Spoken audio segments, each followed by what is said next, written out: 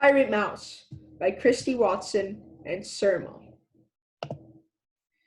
In a dark, dusty corner of a pirate ship lived a mouse, a pirate mouse. She was brave. Arr! She was rough and tough. Grr! She loved nothing more than good old treasure. You touch me loot, you feel me boot.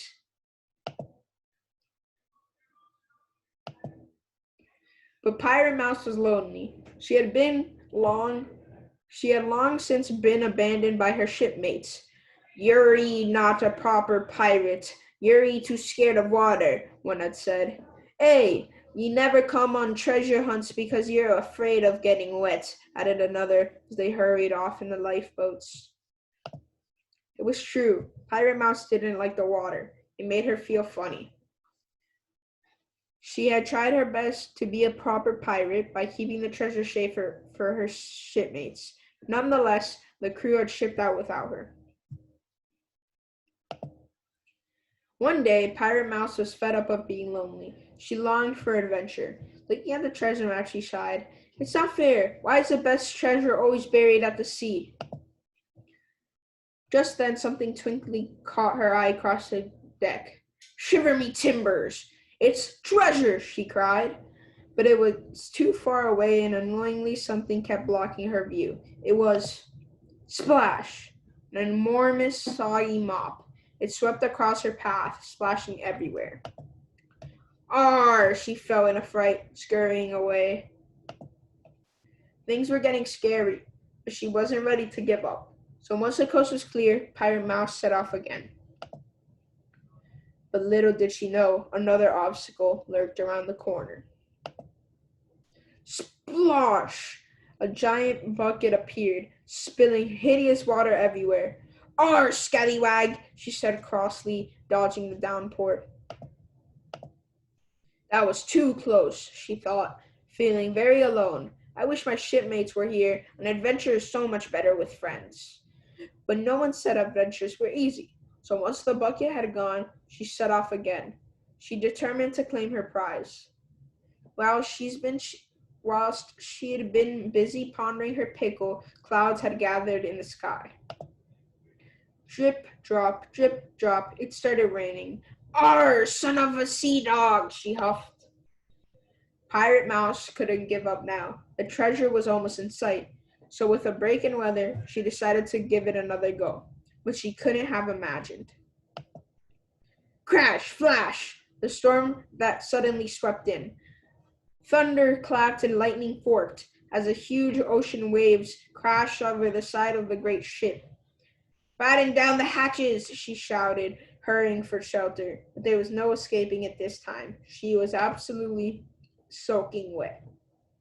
As she drip-dried and waded out the storm, she realized two things. One, no harm had come to her, even though she'd gotten wet. And two, she simply must complete her treasure hunt. So off she went, more determined than ever. But there, blocking her path, was an awful, ghostly, monstrous puddle.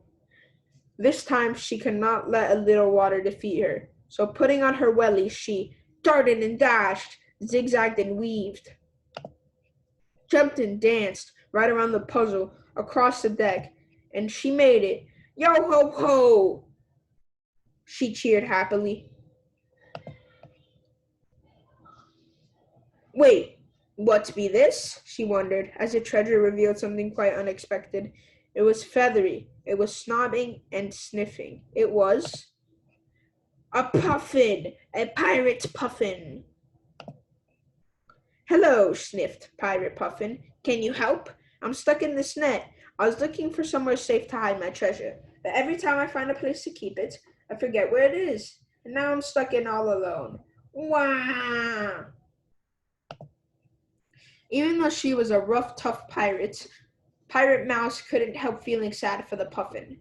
She knew only too well what it was like to be all alone and afraid. "Don't you worry," she said. "I'll soon set you free." So she darted and dashed, zigzagged and weaved, jumped and danced, and with a swish of her cutlass, the puffin was freed. Oh, thank you, said Pirate Puffin. How can I ever repay you? Pirate Mouse thought for a moment. You like hunting for treasure?